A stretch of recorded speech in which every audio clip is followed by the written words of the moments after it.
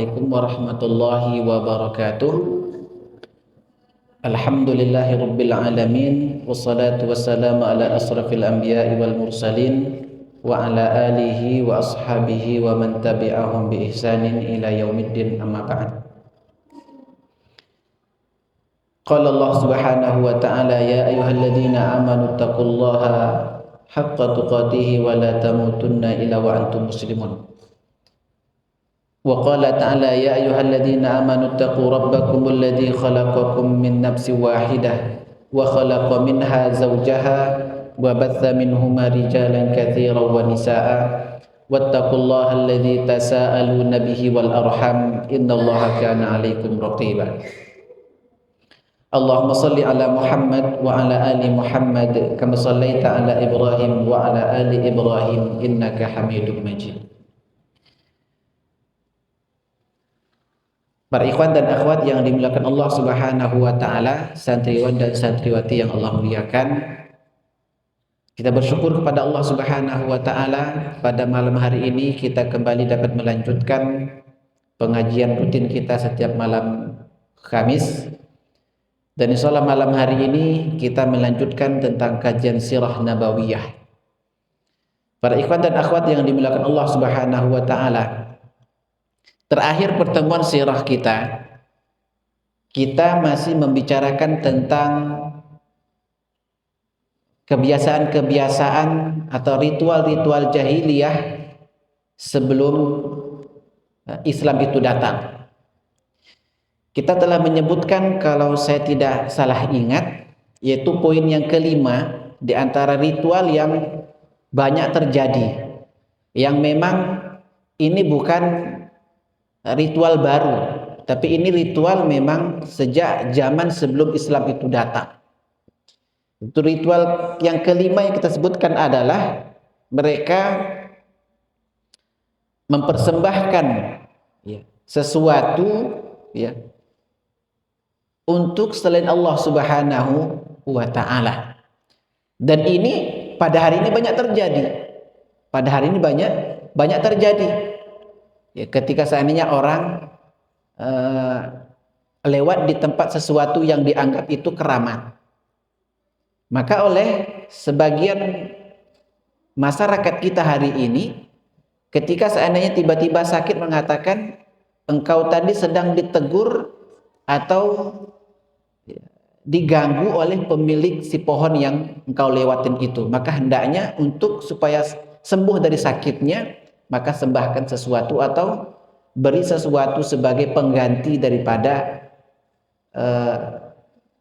rasa sakit hati daripada pemilik tempat itu. Sekarang banyak terjadi, banyak terjadi. Kemudian ritual yang keenam yang disebut dengan ritual bahirah, saibah, wasilah, dan ham. Dan ini disebutkan dalam surat Al-Maidah ayat ke-103. Akan kita sebutkan ritual ini yang terjadi pada masa-masa jahiliyah. Allah mengatakan, a'udzubillahi minasyaitonirrajim, bismillahirrahmanirrahim, ma ja'alallahu min bahiratin wala sa'ibatin wala wasilatin wala ham walakinnal ladzina kafaru yaftaruna 'alallahil kadhiba wa aktsaruhum la ya'qilun. Allah Subhanahu wa taala tidak pernah mensyariatkan bahirah dan wasilah, saibah, walaham. Akan tetapi orang-orang kafir tersebut membuat kedustaan terhadap Allah Subhanahu wa taala, wa aktsaruhum la yaqilun, dan mereka melakukan itu sama sekali tidak punya dasar. Artinya mereka melakukan itu berdasarkan apa yang mereka dapatkan dari nenek moyang dulu. Sekarang kita akan jelaskan apa makna bahiratin. Ma ja'alallahu min bahiratin. Bahirah, para ikhwan dan akhwat yang dimuliakan Allah Subhanahu wa taala, adalah anak unta betina dari saibah, yang ketika unta ini melahirkan anak betina 10 kali tanpa diiringi oleh si jantan, maka mereka melakukan ritual saibah. Melakukan ritual saibah. Ya. Apa ritual yang mereka lakukan ya terhadap unta betina yang melahirkan 10 anak, semuanya betina. Tidak ada yang jantan. Ya. Ya. Maka betina ini tidak boleh ditunggangi. Ya. Unta betina ini tidak boleh ditunggangi, tidak boleh diambil air susunya, ya. Tidak boleh diganggu masuk ke dalam perkebunan-perkebunan karena dianggap ini hewan yang berkah. Ketika seandainya nanti lahir yang kesekian kalinya, ya, lahir lagi betina, ya, lahir lagi betina, maka lehernya harus dipotong. Afwan, telinganya dipotong, bukan lehernya, kalau lehernya mati, telinganya dipotong. Makanya sebagian ulama tafsir mengatakan bahirah adalah naqatun masquqatul udhun, yaitu unta betina yang terpotong telinganya. Kalau sudah dipotong maka dibiarkan, tidak boleh ditunggangi, tidak boleh diusir dari perkarangan tanam-tanaman mereka, dibiarkan makan tanaman, tidak boleh diambil susunya, ya, dan tidak boleh diganggu. Air susu pun tidak boleh diminum kecuali oleh tamu. Nah, ini adat mereka. Bahirnya anaknya, Saibah adalah induknya, ya, induknya. Ini mereka lakukan demi mendapatkan keberkahan dari hewan ternak ini. Dan ini adat pada hari ini. Mungkin ini tidak ada, tapi jenis-jenis yang hampir mirip dengan ini ada, ya. Ini bahirah. Adapun wasilah, ya. Adapun wasilah adalah domba betina lahir 10 dengan 5 kali kelahiran, ya. 10 domba betina kembar dengan 5 kali kehamilan. Itu namanya wasilah. Dikatakan wasilah dikarenakan turun bersambung. 5 kali kehamilan, kembar, dan semuanya betina. Dan semuanya betina. Ya. Maka mereka melakukan, ya, sama dengan seperti yang pertama tadi. Tidak boleh diambil air susunya, ya. Tidak boleh diganggu, ya, ketika masuk dalam perkarangan tanaman mereka. Adapun ham adalah pejantannya yang telah membuahi 10 kali, ya, dan semuanya betina, ya, semuanya betina. Ketika membuahi lagi yang kesekian kalinya, betina lagi, maka unta ini dibiarkan begitu saja. Kemudian ada sebagian menafsirkan bahwanya ditusuk, ya, dengan besi panas, ya, kemudian dibiarkan lepas begitu saja. Dan tradisi ini ada pada zaman sebelum Islam itu datang.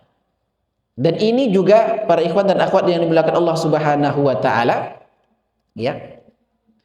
Ketika seandainya yang lahir setelah itu laki-laki dan perempuan, ya, laki-laki dan perempuan, ya, ada mengatakan yang laki-lakinya dibunuh, disembelih, ya, disembelih. Namun kalau mati salah satunya, ya, setelah disembelih tadi yang akan hanya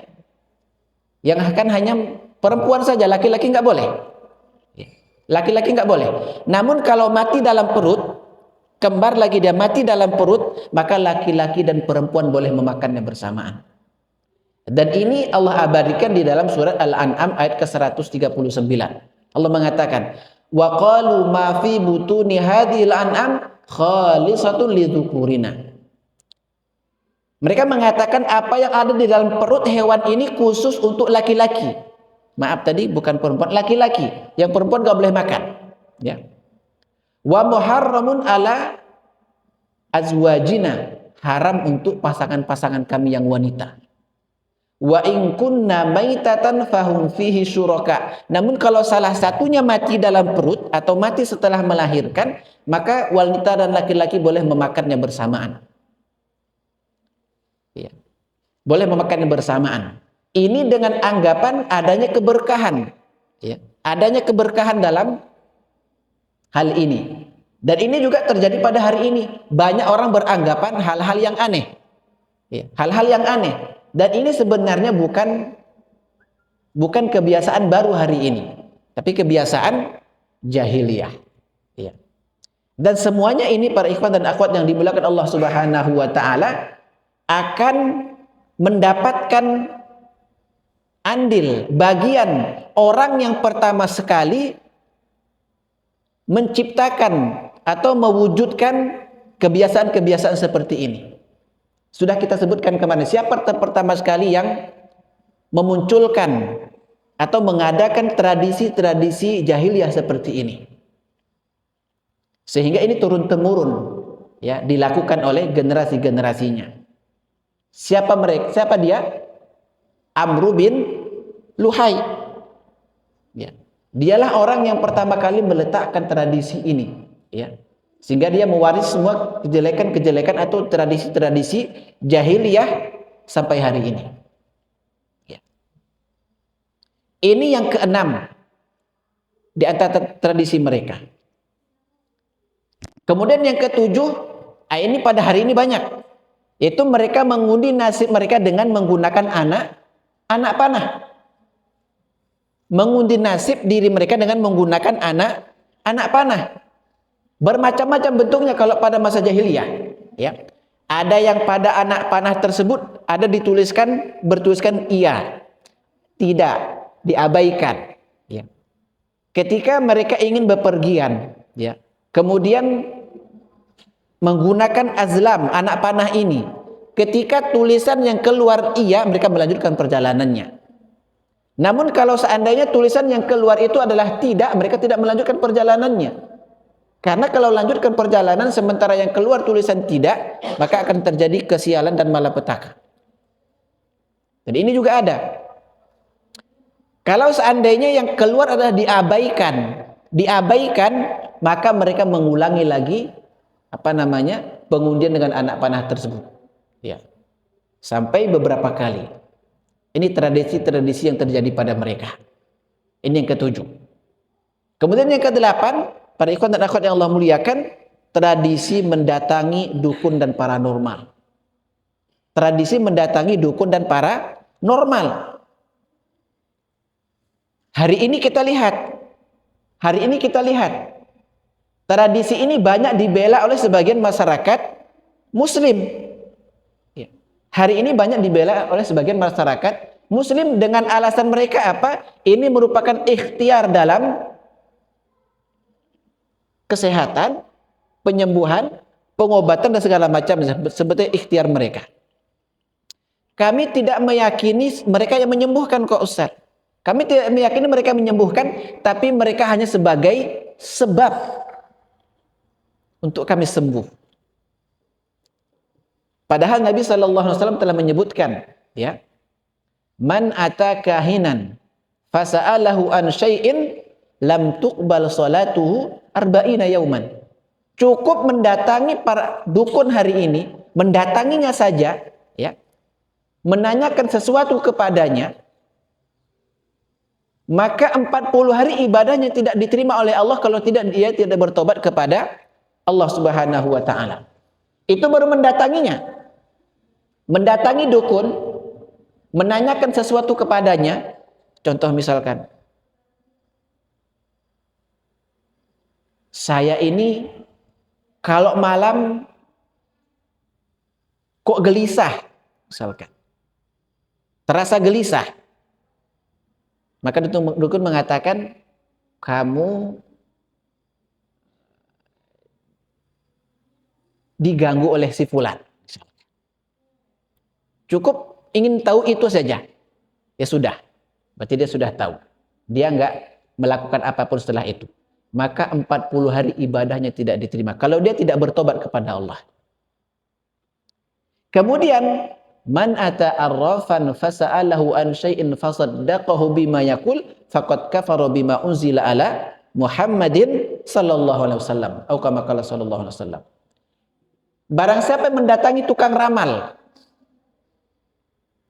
kemudian membenarkan apa yang disebutkan oleh tukang ramal tersebut, maka dia telah kafir, telah kufur kepada apa yang diturunkan kepada Nabi Muhammad sallallahu alaihi wasallam, itu kepada Al-Qur'an.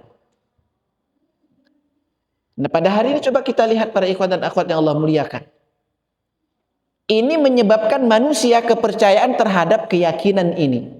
Keyakinan terhadap paranormal ini menyebabkan manusia tidak pernah datang kepada Allah Subhanahu wa taala.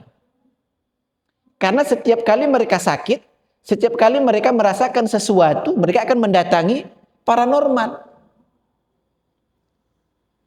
Tidak mendatangi Allah Subhanahu wa taala.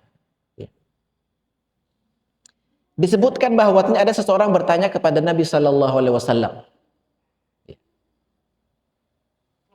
Bertanya kepada Nabi sallallahu alaihi wasallam untuk pengobatan dengan cara ruqyah, dengan cara dibacakan dengan ayat-ayat Quran atau dengan hadis-hadis yang bisa dipahami maknanya, atau dengan doa-doa yang bisa dipahami maknanya. Ya. Maka kata Nabi sallallahu alaihi wasallam, "I'ridu alayya ruqakum." Perlihatkan kepadaku ruqyah-ruqyah atau jampi-jampi kalian. Fa innahu la ba'sa bihi ma lam yakun bihi syirkun, atau kama qala sallallahu alaihi wasallam. Karena sesungguhnya jampi-jampi itu tidak mengapa selama tidak ada unsur-unsur kesyirikan di dalamnya. Jampi-jampi tidak apa-apa. Ruqyah tidak apa-apa. Jampi-jampi itu kalau bahasa kitanya. Bahasa syar'inya adalah ruqyah. Ruqyah. Bahasa syar'inya ruqyah. Malam yakun bihi syirkun, selama tidak ada kesyirikan di dalamnya. Tidak apa-apa. Asalkan jangan kita ketika ingin membacakan ruqyah seorang dengan suara kumat, dengan cuman hanya kumat kamit mulutnya. Nggak jelas apa yang dibaca. Maka ketika seandainya kita pingin mendatangi seseorang, orang bilang ini orang alim kok yang dia bacakan ayat-ayat juga, maka kita pastikan yang dibacakan itu bisa dipahami maknanya. Seperti misalkan dalam doa ruqyah, Allahumma rabban nas adhibil ba'sa ashfi anta syafi la shifaan illa shifa'uk shifaan la yughadiru saqama. Bismillahilladzi la yadurru ma'asmihi syai'un fil ardi wala fis sama' wa huwas samiul alim. Jelas maknanya. Namun kalau jampi-jampi yang tidak bisa dipahami maknanya, jampi-jampi yang tidak jelas maknanya, maka ini kata Nabi sallallahu alaihi wasallam, maka tidak diperbolehkan. Karena Nabi mengatakan, "I'ridu alayya ruqakum," nampakkan kepadaku ruqyah-ruqyah kalian. Fa innahu la ba'sa bihi ma lam yakun bihi syirkun. Karena sesungguhnya jampi-jampi itu tidak mengapa selama tidak ada unsur-unsur kesyirikan di dalamnya. Ya. Makanya harus jelas ya apa yang dibacakan. Ya, tidak boleh mengambang. Tidak boleh sesuatu yang dibacakan itu tidak jelas. Nah, ini hari ini banyak para ikhwan dan akhwat yang Allah muliakan. Sana sama itu dalam sana. Ini yang ke-8 adalah mendatangi dukun. Mendatangi dukun. Ini adalah kesyirikan. Ya. Kemudian yang ke-9, para ikhwan dan akhwat yang Allah muliakan, di antara tradisi yang terjadi pada masa jahiliyah sebelum Islam datang adalah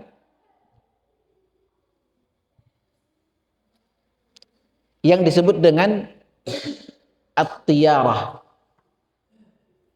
At-tiyarah ini adalah dengan burung, dengan arah burung. Ya. Ketika mereka ingin bepergian, mereka pergi ke tanah lapang, kemudian melihat kalau ada burung. Kalau burung ini perginya ke arah kiri, ini bertanda sial. Namun kalau burung ini nanti terbangnya ke arah kanan, mereka ambil burung, ya. Kemudian mereka terbangkan burungnya, dan terbangnya ke arah kiri, jangan berangkat. Ini sial. Namun kalau mereka terbangkan arahnya ke kanan, ini boleh pergi. Berarti ini bertanda baik. Ya, bertanda baik. Nah, hari ini coba kita lihat, ada nggak orang-orang yang melakukan seperti ini? Banyak. Ya. Mungkin kalau kita di desa kita masing-masing beda mungkin prakteknya. Nah, prakteknya berbeda-beda. Tapi sejenis ini banyak dilakukan oleh sebagian masyarakat kita hari ini. Banyak dilakukan oleh masyarakat muslim hari ini. Sehingga para ikhwan dan akhwat yang dimuliakan Allah Subhanahu wa taala, kita tidak lagi bisa mengenal mana sebenarnya kebiasaan-kebiasaan yang itu merupakan kebiasaan yang boleh atau mana kebiasaan yang bertentangan dengan syariat. Karena dalam kaidah itu dikatakan ya, adat yang tidak bertentangan dengan syariat maka itu tidak mengapa. Adat yang tidak bertentangan dengan syariat maka itu tidak mengapa. Tapi coba kita lihat keyakinan masyarakat hari ini. Ya, mungkin di sini bahasanya tiarah, tapi prakteknya hari ini mungkin dengan yang lain. Ya, dengan yang lain. Ya. Mungkin kalau kita contohkan hari ini, ya, lebih tepatnya adalah mereka dengan melihat, misalkan dengan arah-arah bintang, misalkan. Dengan arah bintang. Arah bintang seperti ini, model bintang seperti ini bertanda seperti ini. Arah bintang seperti ini bertanda seperti ini. Ya. Atau mereka bisa meramalkan turunnya hujan dengan ada tanda-tanda bintang seperti ini. Dan ini dilakukan oleh sebagian masyarakat muslim hari ini. Sehingga tidak ada sesuatu itu dinisbatkan kepada Allah Subhanahu wa taala. Itulah permainan daripada syaitan tadi. Sehingga nggak ada lagi muncul dalam keseharian mereka Allah yang menjadikan sesuatu itu terjadi. Ya. Padahal tidak ada segala sesuatu yang terjadi kecuali atas kehendak Allah Subhanahu wa taala. Ya. Atas kehendak Allah Subhanahu wa taala. Ya. Ini yang ke-9. Ya.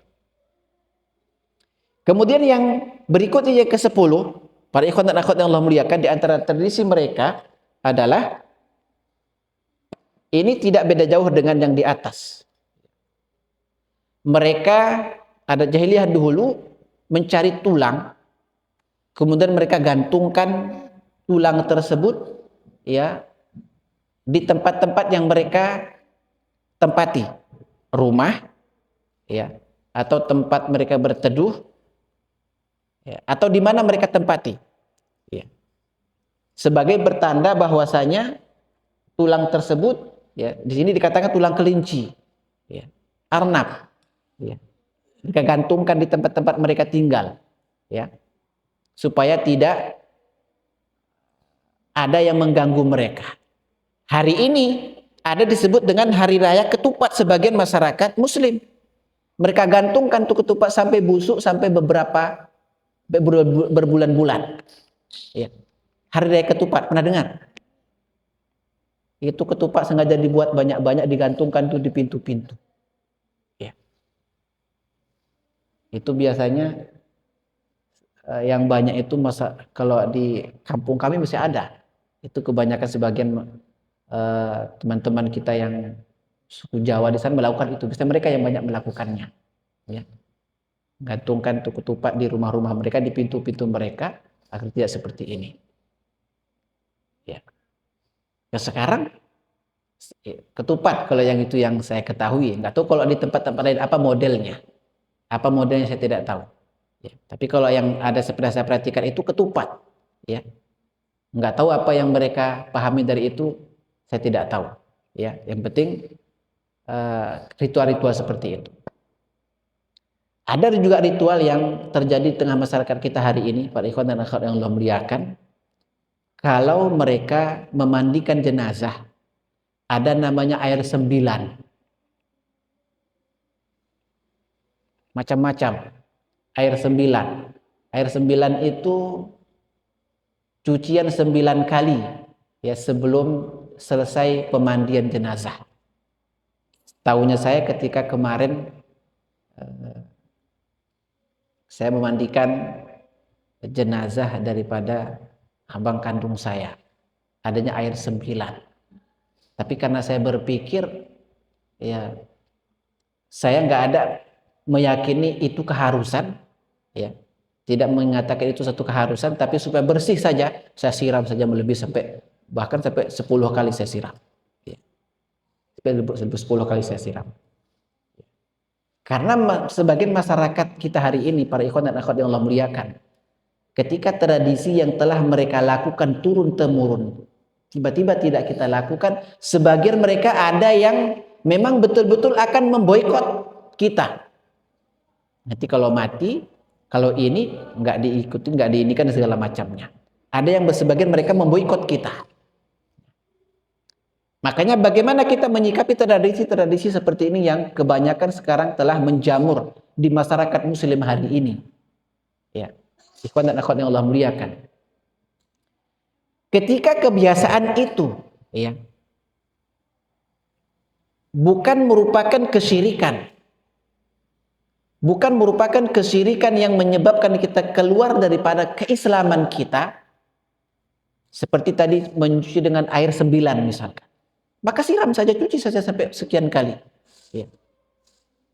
Kalau bila perlu lebih, bikin sampai 10 kali, 11 kali, 12 kali. Ya. Karena untuk urutan mencuci jenazah itu memang nggak ada aturannya harus sekian-sekian kali.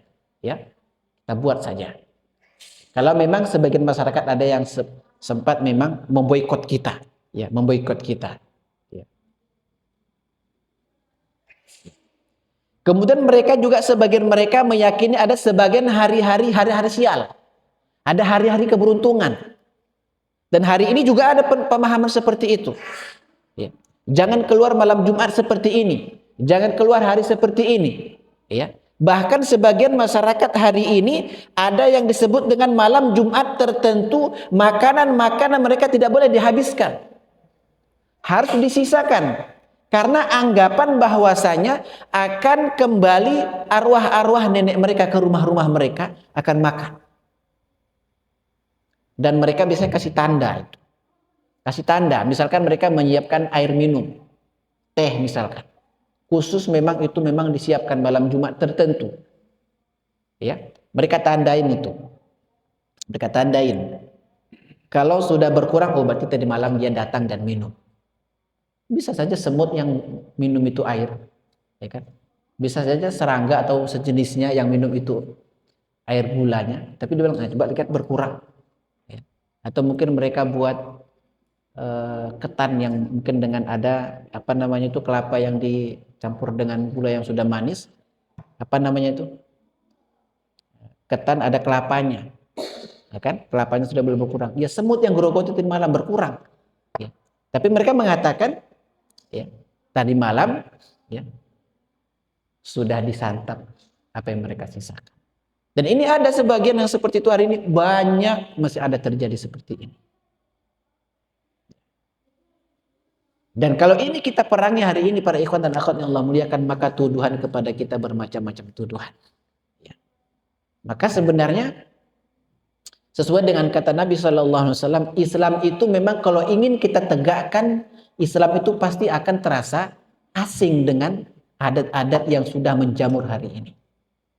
Karena memang seperti itu kata Nabi SAW. Bada al-Islamu ghoriban. Islam itu datang memang diasingkan. Fasayaudu ghoriban, nanti juga akan kembali dalam keadaan terasing. Fatuba lil ghuraba, maka beruntunglah kita pada saat kita diasingkan. Sudah pasti ketika Islam ingin dilaksanakan, pasti kita akan terasa asing di tengah-tengah masyarakat kita. Ya, akan terasa asing di tengah-tengah masyarakat kita. Karena memang kita berbeda dan harus dengan yang lainnya.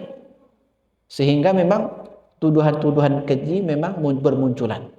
Seperti sekarang ini banyak tuduhan mungkin, inilah Wahabi, inilah misalkan segala macamnya. Udah jelas itu, udah pasti konsekuensinya. Konsekuensi yang kita terima seperti itu. Nah, ikhwan dan akhwat yang dimuliakan Allah Subhanahu wa taala. Kemudian yang berikutnya juga di antara yang keberapa, saya sudah sebut yang keberapa ini? Yang ke-12 ya. Ya. Mereka meyakini ya, orang yang terbunuh bukan mati dalam keadaan memang sakit, artinya terbunuh karena mati karena terbunuh, ya, ditikam. atau karena apalah segala macamnya. Mereka berkeyakinan bahwasanya ini kematiannya harus dibalas. Ya. Kematiannya harus dibalas. Ya. Harus dibalas kematiannya. Karena kalau tidak dibalas jiwanya tidak tenang. Jiwanya tidak tenang. Karena matinya terpaksa. Matinya terpaksa. Maka harus dibalas dendam. Dibalaskan dendam kematiannya. Ya. Maka sekarang kalau ini ya, nggak tahu ini ada atau tidak. Jelas ini ada sebagian berpemahaman seperti itu. Ya. Balas dendam. Kalau ada orang mati terbunuh harus dibalaskan dendamnya. Kalau tidak maka dia tidak tenang. Ya. Maka dia tidak tenang kalau tidak dibalaskan dendamnya. Ya. Maka para ikhwan dan akhwat yang dimuliakan Allah Subhanahu wa taala, ketika sudah dibalaskan dendamnya, maka ruhnya akan kembali tenang, tentram, ya. Maka ini kalau disampaikan orang yang punya sifat temperamen keras, maka dia suka ini, ya. Memang suka, maka memang ada kesempatan berarti harus balas dendam dengan kematian salah satu di antara keluarganya. Ya. Ini. Kemudian yang berikutnya para ikhwan dan akhwat yang Allah muliakan, ya. Orang-orang jahiliyah dulu, ya. Mereka akan terus seperti itu, ya. Mereka akan terus seperti itu sampai mereka mendapatkan, ya, keyakinan-keyakinan yang dapat mereka serap, ya, yang dapat mereka terima, ya, yang dapat memahamkan mereka, ya, dengan apa yang mereka lakukan, bahwasanya apa yang mereka lakukan itu salah. Tapi para ikhwan dan akhwat yang Allah muliakan, untuk memahamkan mereka, untuk memusnahkan pemahaman seperti itu tidaklah gampang. Karena pemahaman atau karakter yang sudah turun-temurun dilakukan. Ya. Makanya seperti yang disinyalir dalam Al-Quran, seperti Allah katakan, wa idza qila lahum ittabi'u ma anzalallah qalu bal nattabi'u ma alfaina alaihi aba'ana. Ketika kita katakan kepada mereka, cobalah ikuti apa yang telah diajarkan oleh Allah dan Rasulnya. Apa yang telah diajarkan oleh Allah dan Rasulnya. Mereka apa mengatakan? Qalu bal nattabi'u ma alfaina alaihi aba'ana. Kami tetap akan mengikuti apa yang kami dapatkan dari bapak-bapak kami dahulu. Awalau kana aba'hum la ya'qiluna syai'an wa la yahtadun. Apakah mereka tetap akan mengikuti tradisi itu walaupun bapak-bapak mereka tidak mendapatkan hidayah dan petunjuk? Tidak mesti orang yang hidup lebih banyak makan garam di antara kita, mereka berada di atas petunjuk. Mereka berada di atas jalan yang benar. Itu tidak menjadi jaminan. Coba kita perhatikan kisah nabi-nabi ya sebelum Nabi Muhammad sallallahu alaihi wasallam. Di antara salah satu contoh adalah Nabiullah Abul Anbiya Ibrahim alaihi salam. Ketika Ibrahim bertanya kepada bapak dan kaumnya, apa dia katakan kepada ayah dan kaumnya? Ya. Idz qala Ibrahimu li abi wa qaumihi ma ta'buduna min dunillah. Ya. Ketika Ibrahim bertanya kepada bapak dan kaumnya, apa yang sedang kalian lakukan ini? Qalu na'budu asnaman. Mereka mengatakan kami sedang beribadah kepada berhala ini. Ya. Apakah berhala ini? Qala hal yasma'unakum istad'un. Apakah berhala ini dapat mendengarkan apa yang kalian doakan kepadanya, apa yang kalian minta kepadanya? Au yanfa'unakum au yadurrun. Atau yang kalian ibadahi ini dapat memberikan manfaat atau mendatangkan madarat. Apa jawaban kaumnya? Qalu bal wajadna aba'ana kadzalika yaf'alun. Kami mendapatkan bapak-bapak kami dulu melakukan seperti ini, kami juga melakukan seperti itu.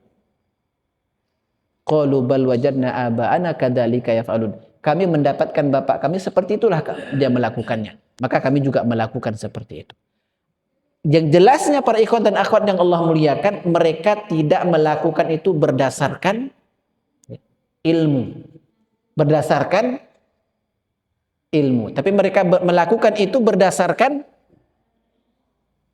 apa yang mereka dapatkan dari kakek-kakek mereka terdahulu. Ya.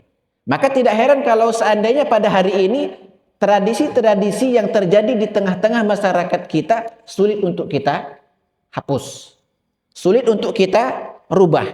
Kenapa? Karena ini merupakan ajaran yang telah mereka dapatkan. Ya. Seperti misalkan para ikhwan dan akhwat yang dimuliakan Allah Subhanahu wa taala, yang sering mungkin kalau kita ingin menanyakan kepada mereka, mereka mengatakan kita ini ya, hidup ini ada aturan-aturannya. Kita tidak hidup sembrono. Ini alasan mereka. Kalau kita memasuki sebuah rumah, memasuki sebuah istana, harus kita permisi dulu dengan pemilik istana tersebut. Tidak boleh nyelonong masuk seperti itu saja. Ya. Kalau seandainya dia minta kamu boleh masuk, harus melakukan seperti ini, maka kita lakukan. Begitu juga kalau seandainya kita ingin masuk ke suatu tempat, maka kita harus permisi kepada pemilik tempat tersebut. Itulah adabnya. Itulah adabnya. Apapun yang diminta harus kita lakukan. Yang penting kita bisa masuk ke tempat tersebut. Seperti kita masuk misalkan ke istana raja. Maka kita harus menjumpai terlebih dahulu siapanya? Pengawalnya. Baru kita bisa masuk ke dalam istana raja tersebut. Begitu juga kalau seandainya kita ingin masuk ke sebuah tempat, hutan misalkan. Maka di situ ada pemiliknya. Maka pemiliknya itu harus kita jumpain dulu ya, sebelum kita masuk ke hutan tersebut. Ya. Makanya kalau kita tidak heran hari ini kalau kita lihat ada orang yang ketika masuk ke hutan harus menyembahkan sesuatu.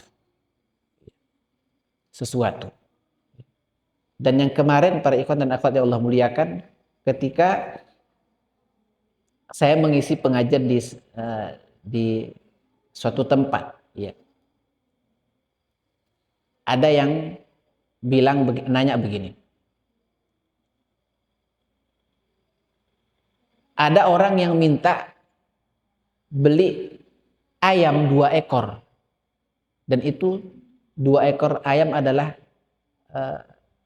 putih semuanya. Laki-laki dan perempuan putih. Ketika ditanya, untuk apa? Untuk obat. Boleh, saya hargai sekian. Boleh tidak kita jual? Boleh tidak kita jual? Kalau sudah tahu kita buatnya ini dijadikan untuk memang persembahan, untuk obat penyakit mereka, untuk disembahkan ke sesuatu. Kalau kita sudah tahu, saya katakan tidak boleh. Berapapun kita kasih, karena dia kalau kita kasih harga tinggi pun tetap dia akan beli. Yang penting dia sehat. Tetap dia beli. Maka saya katakan tidak boleh. Kalau kita sudah tahu itu akan dibuat ritual atau disembahkan ke sesuatu tempat, maka tidak boleh kita jual. Karena ini tradisi. Tradisi. Tidak boleh kita jual. Ya. Kemudian yang berikutnya, para ikhwan dan akhwat yang Allah muliakan, di antara tradisi yang banyak terjadi di masyarakat jahiliyah terdahulu adalah mereka tidak mau masuk ya dari pintu depan, tapi mereka masuk dari pintu rumah belakang. Nggak tahu kita sebabnya kenapa, tapi ini Allah sebutkan ya di dalam Al-Quran surat Al-Baqarah 189. Walaisal birru bi an ta'tul buyuta min zuhuriha walakinnal birra man ittaqa wa'tul buyuta min abwabiha. Ternyata orang terdahulu ada yang meyakini bahwasanya masuk dari pintu depan itu tidak bagus. Mereka masuk dari pintu-pintu belakang, pintu-pintu rahasia. Pintu-pintu rahasia. Allah mengatakan walaisal birra manil bi antatul buyuta min zuhuriha, bukan termasuk kebaikan masuk rumah melewati pintu-pintu belakang.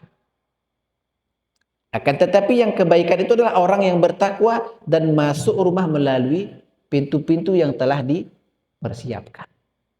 Dan ada yang mereka yakin masuk dari pintu belakang itu ada kebaikan-kebaikannya.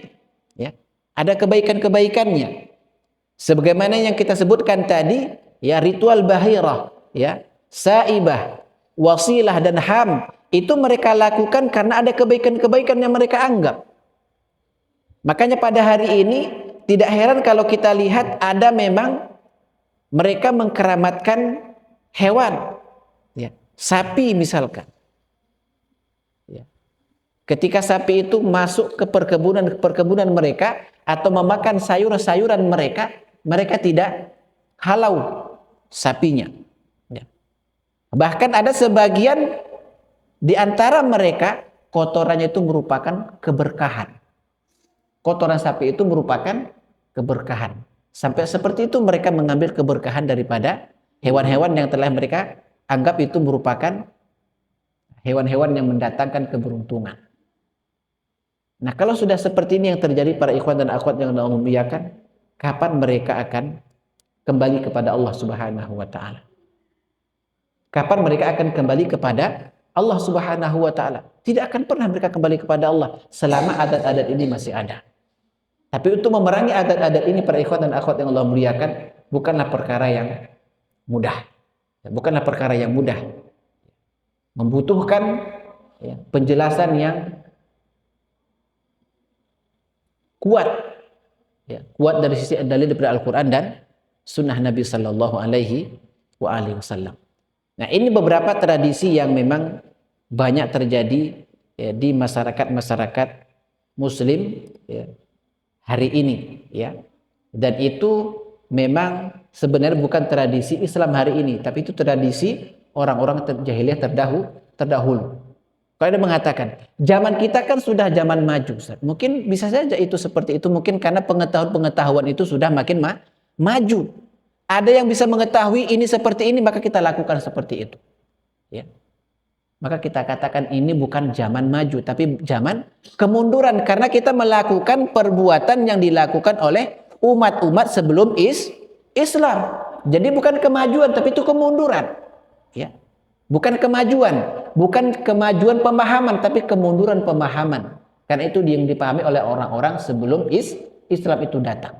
Ketika Islam datang, maka kita pelajari Islam tersebut sehingga kita melakukan sesuatu berdasarkan petunjuk Islam itu sendiri.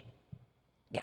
Ini sebagian daripada beberapa tradisi-tradisi ya daripada masyarakat jahiliyah sebelum Islam. Nah, kemudian insya Allah para ikhwan dan akhwat yang Allah muliakan, pertemuan yang berikutnya kita akan menyebutkan tentang bagaimana kondisi-kondisi ya umat Islam, ya umat jahiliyah ya sebelum Islam itu datang. Ya. Sekian yang bisa kita sampaikan untuk kajian sirah kita pada malam hari ini. Ya, kalau ada pertanyaan maka kami persilahkan sebelum kita tutup kajian kita ini. Persilahkan sebelum kita menutup kajian kita.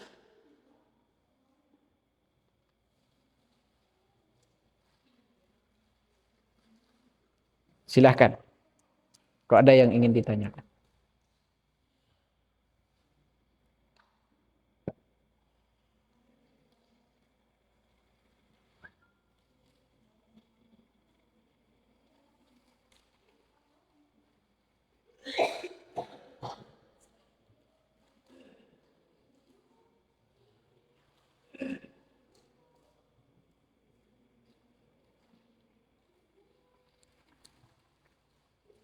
Silahkan kalau ikhwan dan akhwat kalau ada yang ingin sesuatu ingin ditanyakan berkenaan tentang materi kita ini tentang masalah sirah nabawiyah, yaitu kita masih berada pada tentang bagaimana tradisi-tradisi ya sebelum Islam, ya, orang adat-adat jahiliyah sebelum Islam.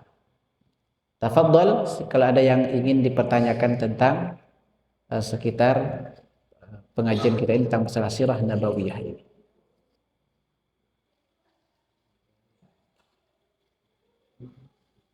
Silahkan. Enggak ada? Ada? Ada? Ada katanya. Ya silahkan. Itu ambilkan tuh di belakang.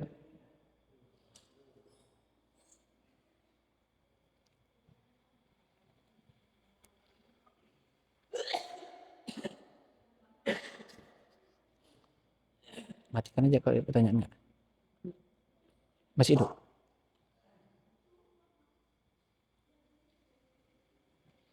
Ini ada pertanyaan. Boleh nggak Ustadz mengucapkan takbiran selain hari raya Idul Fitri dan Idul Adha sebagian boleh nggak Ustadz mengucapkan takbir selain hari raya Idul Fitri dan Idul Adha? Banyak sebagian orang tidak boleh. Maksudnya takbiran itu para ikhwan dan akhwat yang memuliakan, khusus pada hari raya Idul Fitri dan Idul Adha itu memang sudah waktunya, ya, memang sudah waktunya. Adapun pada selain Idul Adha dan Idul Fitri dan Idul Adha maka tetap boleh, ya, tetap boleh, ya. Karena takbir itu suatu ibadah mutlak, ya, ibadah yang sifatnya mutlak. Seperti contohnya misalkan kita disunahkan itu kalau seandainya kita mendaki misalkan kita disunahkan untuk bertakbir. Namun kalau kita turun disunahkan untuk bertasbih, ya, maka tetap boleh, ya. Selain Idul Adha dan Idul Fitri maka tetap boleh bertakbir. Maka kalau ada yang mengatakan tidak boleh, ditanyakan sebabnya kenapa, ya, harus ditanyakan sebabnya kenapa. Jangan-jangan ada pemahaman yang aneh. Berikutnya, bagaimana Ustadz dengan tradisi yang sering dilakukan terutama pada daerah Jawa, yaitu saat orang sedang membuat rumah harus menggantungkan benda-benda seperti kelapa, bendera dan lain-lain. Apakah tradisi tersebut bisa disebut seperti poin ke-10 tadi? Iya. Ini hanya model-modelnya saja berbeda. Cuman prakteknya sama. Kalau tradisi yang dahulu adalah mereka menggantungkan tulang-tulang kelinci, hewan di tempat-tempat mereka singgah, rumah atau dimanapun mereka singgah dengan anggapan-anggapan tertentu. Kalau di sini tadi pertanyaannya menggantungkan bendera atau daun kelapa dan semacamnya, ini sama modelnya. Pasti ada yang mereka yakini, ya. Atau misalkan hari ini kalau misalkan buat rumah baru itu harus pesijuk kalau istilah orang Aceh kita, seperti itu. Itu memang dari situ semuanya asal-asalnya. Karena keyakinan seperti itu. Kalau memang ingin melakukan seperti itu, diruqyah saja rumahnya. Dan itu memang sunnah. Ruqyah itu bukan hanya untuk orang sakit. Untuk rumah yang belum pernah kita tempati atau rumah yang sudah kosong lama tidak kita tempati, diruqyah terlebih dahulu. Bacakan ayat-ayat terlebih dahulu. Ya. Maka ini diperbolehkan, ya, untuk meruqyah. Tapi kalau yang seperti ini tadi, maka ini memang seperti yang kita sebutkan pada poin yang ke-10 tadi, yaitu menggantungkan tulang di tempat-tempat mereka tinggal, rumah dan segala macamnya. Bahkan mungkin mobil, ya, bisa digantungkan supaya untuk tolak bala dan segala macamnya. Dan ini akan terjadi, memang banyak yang terjadi seperti itu, ya. Jadi kesimpulannya para ikhwan dan akhwat yang Allah muliakan, kita jangan melakukan sesuatu yang memang kira-kira itu meragukan, ya. Lakukan sesuatu yang sudah jelas, ya. Sebagaimana kata kalau saya tidak salah Abdullah bin Mas'ud mengatakan, ittabi'u wa la tabtadi'u faqad kufitum, ya. Ikuti apa yang diajarkan oleh Nabi sallallahu alaihi wasallam, wa la tabtadi'u, jangan kamu membuat perkara-perkara yang enggak jelas.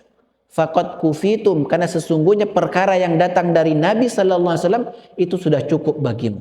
Bahkan kita nggak sanggup melakukan seluruhnya apa yang diajarkan Nabi sallallahu alaihi wasallam. Nggak sanggup. Kalau kita ingin melakukan semua yang diajarkan oleh Nabi sallallahu alaihi wasallam, belum sanggup kita melakukannya. Contoh satu saja yang memang Nabi tidak pernah meninggalkan sampai beliau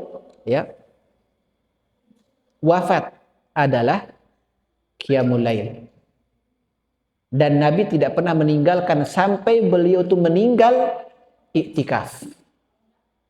Ya, sampai Nabi akhir hayat beliau iktikafnya itu 30 hari. Dari awal sampai akhir iktikaf, bangunkan seluruh keluarganya. Siapa sanggup di antara kita melakukan ini? Tidak sanggup. Ya, tidak sanggup. Ya, maka kesimpulannya adalah bahwasanya janganlah kita melakukan sesuatu yang memang tidak berdasarkan dasar-dasar yang jelas. Wallahu taala a'lam bishawab. Ini udah beberapa pengajian kita yang nanya kebanyakan putri terus kayaknya. Putra, silahkan bertanya. Yuzet, silahkan. Ada putra pertanyaan? Nggak ada. Putri, masih ada? Nggak ada ya, habis ya. Baik, kalau nggak ada lagi, kita tutup majelis kita pada malam hari ini dengan membaca doa kafaratul majelis. Subhanakallahumma bihamdika, asyhadu an la ilaha illa anta wa astaghfiruka wa atubu ilaik. Wassalamualaikum warahmatullahi wabarakatuh.